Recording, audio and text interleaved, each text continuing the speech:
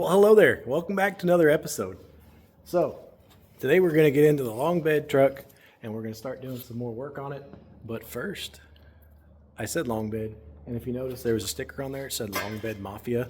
I'm not really part of the Long Bed Mafia, but I figured let's keep it long bed. I was cruising around on Facebook and I found something I could not pass up on. I'm always watching Marketplace and other places just to see if I can see something pop up that's too good to pass up. And this was that. That was this. And I found it. Well, that's what we got here.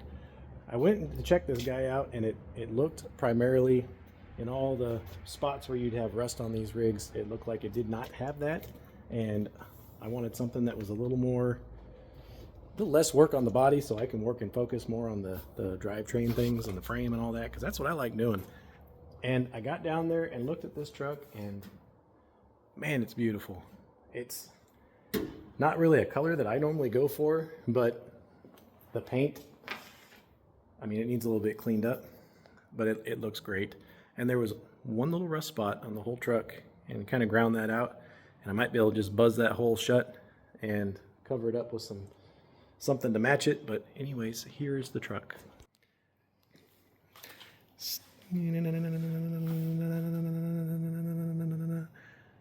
Yep, that's her. And look at this. Tell me you've seen this. Did you see? I'll do it again. This like, boop, and it shut. I'll show you what a bad one looks like. Nope. Close. There it goes. It's my truck. Look at this. What? It's my truck. You suck. Oh, I love it. I'm going to yell at him every time he slams my door. Don't do it. But Slam the door, okay. look at it. It's got the little beep boops in there that, and it goes, black, does these things. I can hit the button and not have to lean over, is what I'm saying. Freaking bougie. And look at this. It's got the tilt steering wheel. Freaking bougie. And it has the little venti things. And I've got my own clock right there. Freaking bougie. My own clock. And would you look at that? It has, tell me it doesn't have it. It does. It has the air conditionings. I gotta dig into the VIN number and all that and see what this came from. I think this had what the guy was saying, it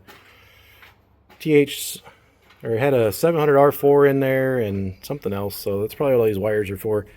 Again, I'll play with it and see what it has and what it needs. But it's got a lot of room for activities. Look, even up in here where there would normally be rust, there's just not. I don't know what to do with myself. So I got a solid base. It's got the 4 headlights. It's got the turn signals and the grille like I like. The only thing it's missing that I normally love is when you add those, and then you also put these turn signals from the 81 and 82 bumpers. I love that. But look at it. Here, I'll even show you down here. Ain't it pretty? And it's got the dual tank option. I say option because there's nothing in there. Oh God, that's loud. And these rims, American Racing rims, they kind of match the truck. So those might stay. I did put a fuel cell back here.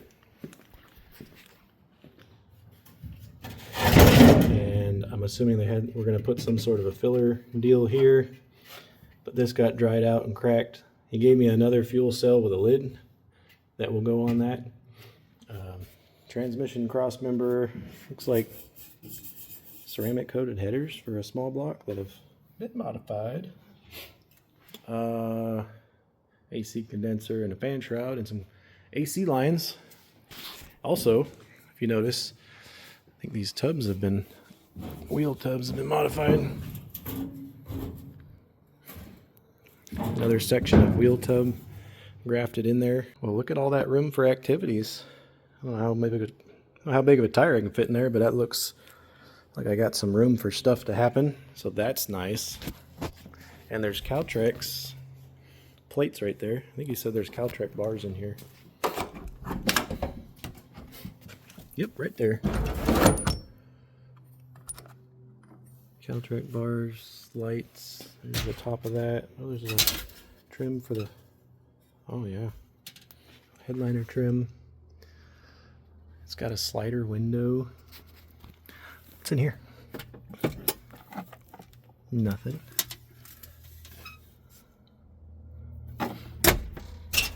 Even that shut's nice. Good night. Just a really clean. Man, that's nice. So the reason that I went and picked this thing up is that's fastly becoming the boys' truck. I need something to cruise in, and I want something, you know, not ridiculous, just something that's comfortable to cruise in, but still has a little bit of a cool factor to it while I take care of the other 3 builds that I have going on in the background, because I always have way too many projects happening, but I need something to drive that's consistent that I can, you know, be building stuff, but also be able to go out to the Cars and Coffee or whatever happens on the weekends. And I think this is going to be it. Here soon, I'm going to be getting visited by another YouTube celebrity. I'm not saying that I'm a celebrity, but you know, another guy that does YouTube like I do. He's going to come down. If you guys know Jason from Over Speed Shop, he's been on the channel before. We rebuilt the TKX for the Chevelle, but he's going to be bringing over the cab to the truck formerly known as Bluetooth. I still got to name that thing. He's going to be bringing the cab for that and coming to hang out for a while. Jason and I were buddies from way back in the day in the Navy. So he's going to come over and hang out. We're going to catch up a little bit, and I haven't told him yet, but I think we might be doing a thrash to see if we can put a motor transmission in this, plumb it, wire it, put brakes in it, and drive this thing, because it's got air conditioning, and it's way nicer than the boys' truck. Sorry, son, but this may be the dude that is taking us on Power Tour. I know that we've been kind of gearing towards this little guy taking us, but man, I would really like to see this thing, this old patina truck on Power Tour. So, got some decisions. I may have some things happening. I'm not telling anybody or changing plans yet. I'm still putting everything I got into this black truck, into the boys' truck, and that's what we're going to work on for Power Tour. But in the meantime, and in between time, if we happen to stuff an engine in here and, you know, get it running and driving and get the AC working, that'd be a cool thing to have. I will have to take a walk over here to Engine Alley and see what donor we're going to have. Some of these are already spoken for. I do see a 350, another 350, a 6.0, and a 5.3 there could be used. A couple of them are spoken for, but they can just get moved down the list.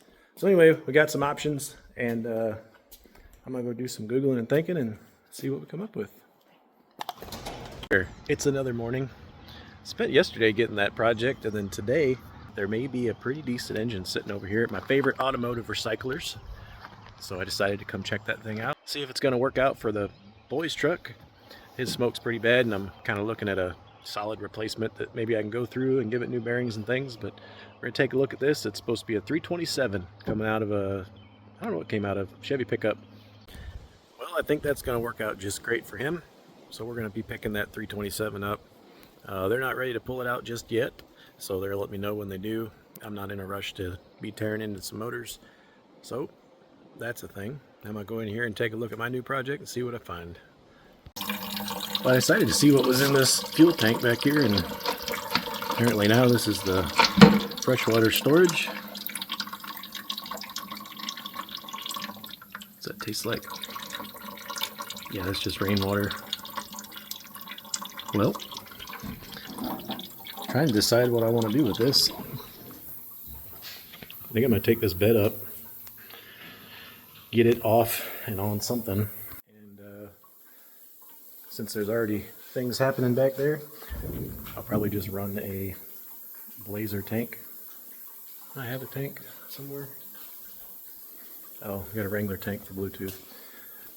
But yeah, I could probably find or get a Blazer tank pretty easy, put a sending unit in there, run me a line up here. I don't know what's going on up here. There's some different hoses and things that are in here, and I'm not sure what this harness is. I'm gonna have to dig behind the dash and see if I can find me a little computer. And judging by the gear shift deal, 700 R4 truck, that might be a way to go in the future. Maybe we do 700 R4 and some sort of power plant. Maybe I find me a 88 to 95 Chevy truck and just yank everything out, stick it in here. I don't know. I really want this to be like the grandpa level going to town rig. Just tried and true, dependable, a little bit of cool, and you're just not worried about taking this thing into town. So I don't know. I'm gonna keep looking at it, so keep cleaning it up, see what I find, and let you know. Tuesday night. It's after school, so shop school time. We're back on his truck, and from what I'm looking at and what I'm feeling when I'm driving, this thing is not aligned right. I got one tire, it looks like this, one tire, it looks like that. It's like that guy that's got two eyes going weird. You want to calibrate them so they come all into straight on up with you again.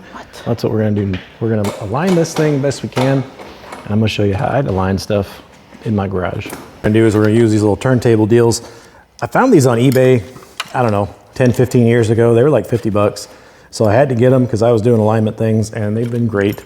And why I use these is because it allows you to move your truck around. And I was just showing him, you can slide the truck back and forth, you can slide it, whatever way you need to do, and it will move freely. Some people put a trash bag down and squirt some grease in there, another trash bag, and you kind of, slide it around. But this gives you true motion, if you will, when you're moving stuff. And why is that important? Well, if we're gonna adjust tow and caster and do all those things, we gotta see what's happening, and we gotta be able to move the wheel. I don't know if we'll have time to get into caster tonight, but when we do, there's a 20-degree sweep, and these are marked. These are marked at 0, all your degrees. So you can get in there, turn the wheel, and turn the wheel. All right, so the first thing we're gonna do is we're gonna get set up. I just wanna see where this toe is at. I'm sure it's way off. So I'm gonna get my tools for that.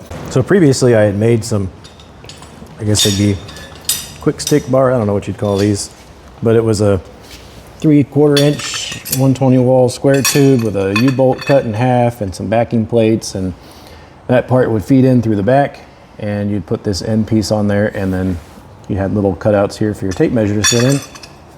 So it'd sit kind of like that. But it seems to be that the rims I've been getting and finding lately just don't support that. There's not a hole in the backside that I can get this through and hold it. So we're gonna accomplish basically the same thing here. I've got a 2x4 sitting against the tire bulge there on either side. I lifted it up to get it over the bottom bulge of the tire so that I can get it sitting flush against this, outer area here, which is gonna give me a good left and right, which will be level enough to get a measurement off of on here.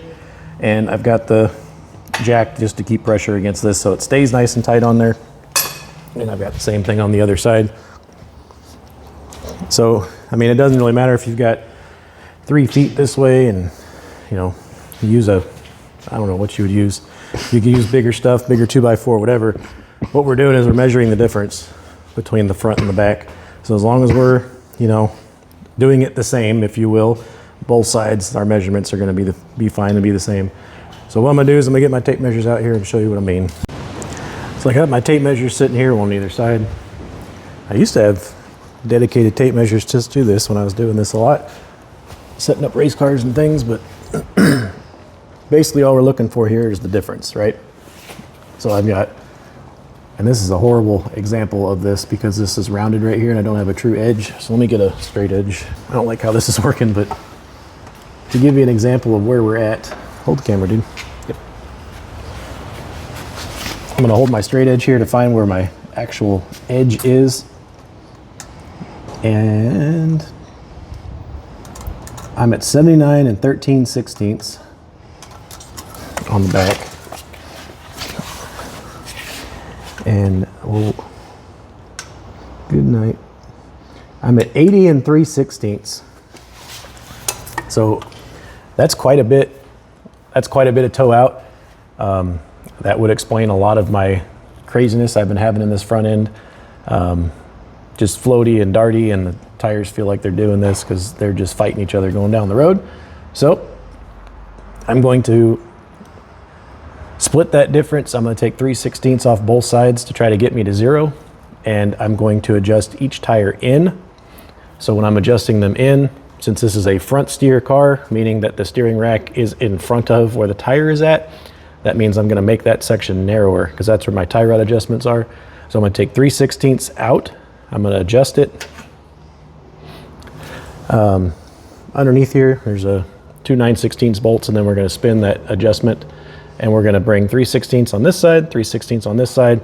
And while I'm doing that, I can have him watching the tape measure to tell me where I'm at. And this is where having these turntables is gonna help, because I won't have the weight of the car fighting me, trying to shake everything and get it to where it'll actually compress. So I'm gonna get to that. Should be 9/16.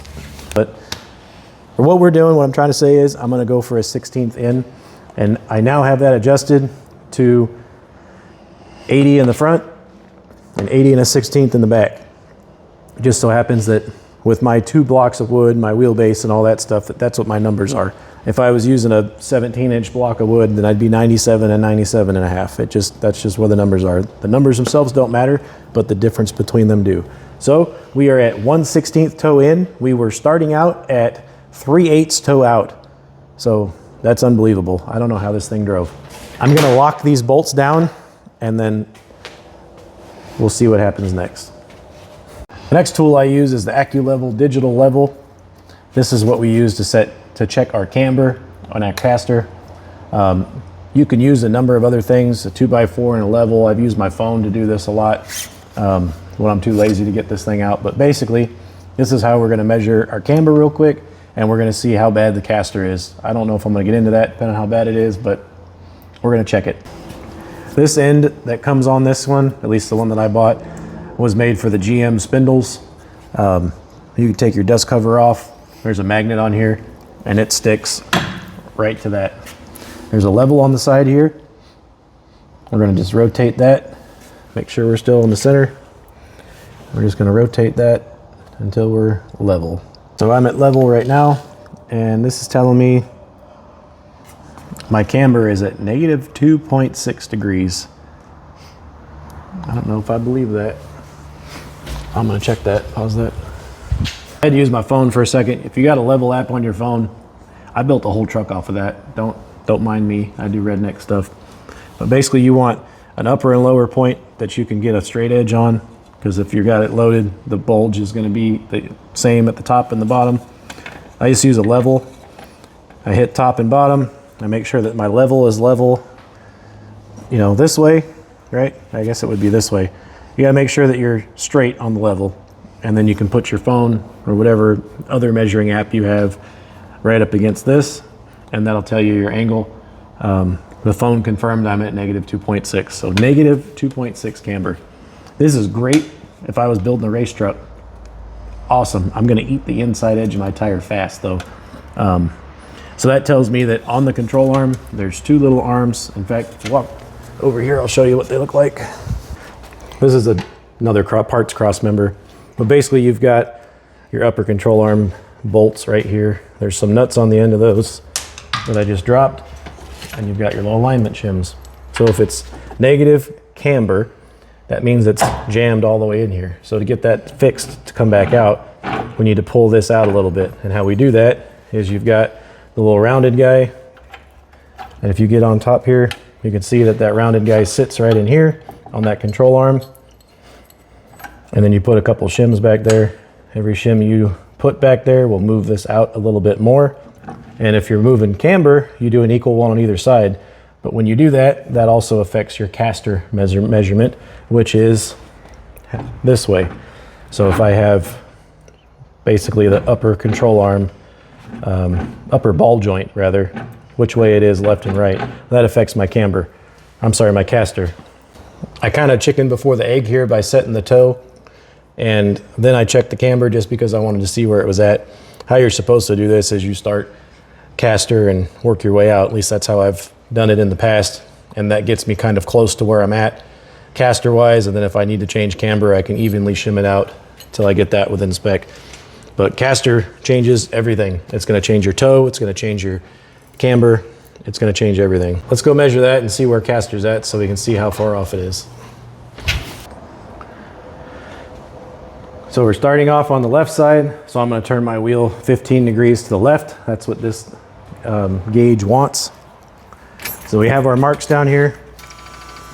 I'll turn my key on to unlock the steering column, and we can see I'm at 0 degrees here. So I'm going to turn my wheel 15 degrees to the left. A little bit past. A little bit behind. Well, good Lord.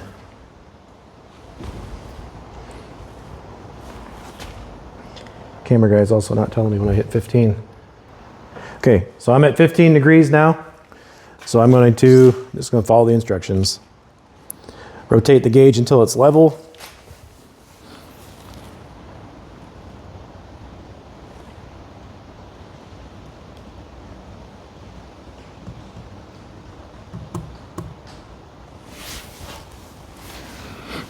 Okay, now I'm going to turn this thing on. Beep, beep, boop, boop, boop, boop. It didn't make that noise I did. Then I'm going to hit caster. It's doing its little flashy thing. Let me know it's starting to measure caster. Flash on and off. Push 0. Now it reads 0. So now I'm going to turn the wheels back past center to 15 degrees the other way. So it's going to measure how much that's rotating.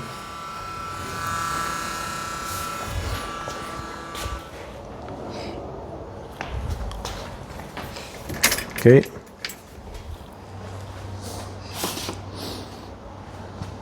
Rotate the gauge again to level and read the caster.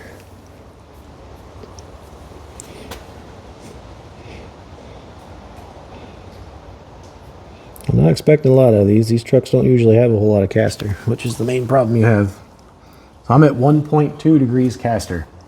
Don't get a lot in these pickups. You can add some in, you can do some control arm modifications and things, but that's about where I would expect this to be at this point. I can add some shims and change that number, but that's going to change everything down the line. So I think what we're going to do for now is probably should measure the other side. All right, so we're on the right side now. Starting off with camber, I'm negative 1.4. So that's a big difference. And I don't know why that's a big difference. But that's not a good difference that it's that far off between the two. I'm going to check this caster on this side and see where that's at. First, I'm going to write that down, negative 1.4. So this side is at 3.8 for caster. So that is a huge discrepancy, right? I was at 1.2 on the other side, but I had way too much negative camber. So basically I got one side that's sitting in like this and one side that's sitting in a little bit, and then it's a little bit skewed. So I'm gonna look and see what the shims look like on the inside. Maybe that's gonna tell me something.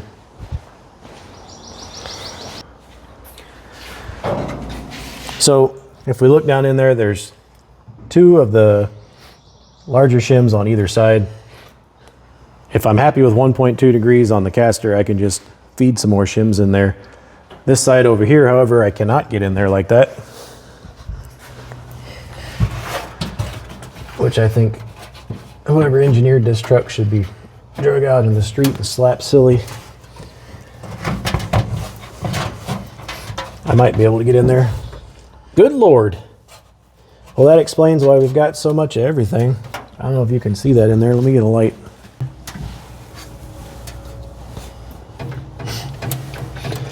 That's got 4 shims in the back and 7 shims in the front. And these look like stock original equipment. We also have some other things going on here. The owner of this truck at some point previously has cut the coil springs down to make a drop, to basically lower the truck. When they did that on this side, I don't know what coil springs these are. These are really, really tiny, almost look like S10 coils. They're just small in diameter, small wire size. Cut the coil, you know, space between the control arm gets narrower and the truck goes down. Got it. On the other side, I think they cut too much, and then to fix that, they flip the coil over so that if you're looking at a coil spring, I got one over here. So if you're looking at a coil spring, this is not for this application, but it gives you the idea. The little pigtail on the top is a little narrower diameter, and what that does is on the bottom of the cross member, there's a little cut piece that sits down like this, and then this locates inside of that. So this has a positive retention inside of the cross member, and on the bottom side in the control arm, there's a little groove that this tab sits in. So if you cut these and you cut a full coil off, you're probably still going to be able to get both of these retention points. If you're not, or if you cut like half or something, it may not work right. I don't know if that's what happened on this side and he cut too much off and he couldn't get it to sit in there, but if you jack the truck up, I could almost pull the spring out. That's how short that spring is. So we're gonna have to fix that eventually. I got some more springs and stuff over here to take care of that and bring the front end down right. So we're probably gonna end up having to do all of the alignment things at that point. Could I tear into this now and do this? Probably. What I'm probably gonna end up doing is throwing a couple shims on that side so that I don't tear those tires up. And that'll be next week's project because we're gonna get into springs and spindles and all that stuff. But more tech for you. The front of this truck, trying to make sure everything's solid after we did the alignment. And I happened to look at something. It's up on jack stand, so the weight's off the coil springs, and I see this. So then I look a little closer. That coil spring's upside down. That small roundy spot's supposed to go at the top. If you're wondering how long the factory spring needs to be, that's a stock spring. These are Moog 6454, I think. The wire diameter is a little bigger because it's for a 3/4 ton truck. What I normally do on these 54s is I take one coil and cut it off, and that gives me about a 2-inch drop with an increased spring rate. So it's 3/4 ton springs. They're about 1,100 pound-feet or whatever of spring rate. And then when I cut this down, I think it raises it up, or it might go the other way. I can't remember. But when you lower it, it has a better feel. It's like a performance spring at that point, but it also gives you a couple inches of drop. I don't know what we're looking at here for springs and things, and I'm not ready to dive down that rabbit hole 2 days before I have an event. I got Boost Fest in 2 days. I'm just trying to make sure that this thing's going to get there. We're not competing this year because this is not a burnout rig, but safety is kind of cool to have, you know, if your coil springs are doing coil things. So I'm probably just going to flip this back over, stick it in there, and then this will be a problem for later me. All right, we're going to push the Sesame Street I Believe button. I'm just going to believe that whatever happened on the right, since those look like they were factory stock shims, I'm going to add that, make the left side look like that. So I had 2 shims on each bolt on this side, the driver's side, and I had, 4 in the rear and 7 in the front of these 1/8-inch shims on the passenger side. So I duplicated that on the driver's side, and then I remeasured caster. Now I'm at 3.8 degrees caster. So adding the 2 more shims to the back and the, would that be 5 more shims to the front, has brought me up to 3.8 degrees caster.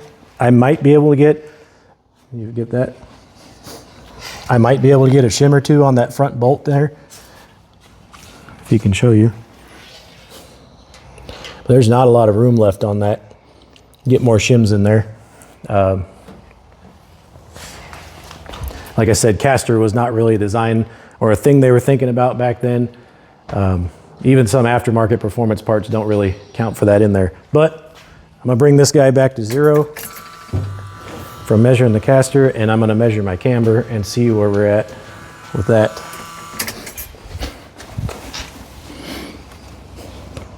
So now I'm negative 1.1. So I was what, negative 2.6 or something like that? Negative 2. Oh my God.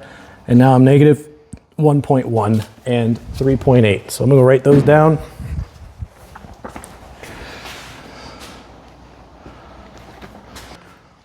Negative 1.1 and 3.8. And the passenger side is negative 1.4 and 3.8. Somebody knew what they were doing. I don't know what I'm doing. Part of the deal that I love doing on every vehicle is I get to do the same exact thing again. Here, probably next video or the video after, we're gonna be doing springs and spindles on this thing, trying to get the ride height correct and get the spring rate correct.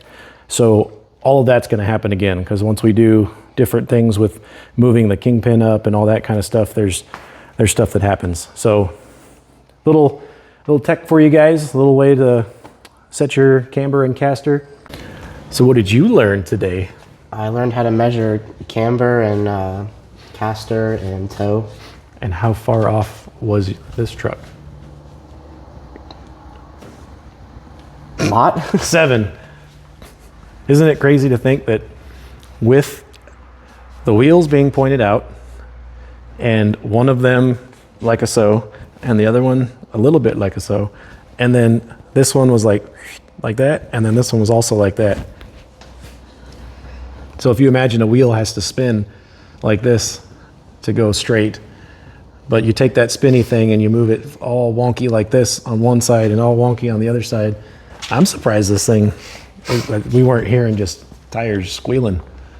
But that's why you measure your stuff, right? That's why every time when I get a new project, I measure new things, measure it, make sure everything's, check it out, make sure it's good. So now you can do that truck for me? You're like an alignment pro? No? Oh. So did you learn the basic concepts of alignments? Yeah. You're comfortable with the why and how things work? Yeah. Cool. Put it back together. Get it off the jack. Went to open the driver's side door, and when you press the button on the door now, it does not catch the latch to open the door. So the only way that you can open this door is if your window's down and you reach inside. So I undid whatever the previous owner did with screws and bolts and things that aren't needed to attach a door panel. Got the door panel off. And you can get in here and see it. That rod right there is supposed to be attached to the latch. And it's not. I'm going to make it attached. I used to hate working on these doors because you're either sitting here or you're trying to kneel down right here. But what if you had a chair? You can just roll right up here and be in the seated position while you work on it. Genius. Had a little bit of time, and you know, I just started doing some things that I don't normally do. I don't normally do paint things. In fact, I hate trucks with paint, cars with paint, because then you got to worry about it. But I kind of like this truck. It's got some beat up paint, but it still shines a little bit. So if you look, you know, it's got a decent color, and it's mostly there and shiny. I mean, there's some imperfections and things, and there's still some sticker stuff that I got to get off from something. But if a guy could polish on this, it'd probably look pretty decent. But then, you know, right here, a guy did polish on it, and the camera's probably not doing it justice. But it is smooth. And I just went on the DA, or whatever you call that thing, polisher job. I'm using the medium foam. I still haven't stepped it up. There's another level of fine foam, and then I can go just straight to a hand buff and polish if I really wanted to. I just think that looks kind of slick. I guess the glare in my phone was doing things, so I cleaned my camera lens. I love it. So it's got paint on it. Doesn't look too bad. And you know, there's some spots that have like over here that have like overspray and things on it, but when you take a DA and a polisher to it, well, look at that. Super shiny. I just got one layer of the polisher going. I got 3 more levels of smoothness and then a hand buff that can bring that way out. I can see myself. I think that's going to do it for this video. We got everything pretty much wrapped up. I think we're ready to hit the road tomorrow. So we will see you out there at Boost Fest. Hopefully you guys have as much fun as we do. And don't forget to keep watching, because we're going to have that video dropping right after this one. Thanks for watching, guys. See you on the next one.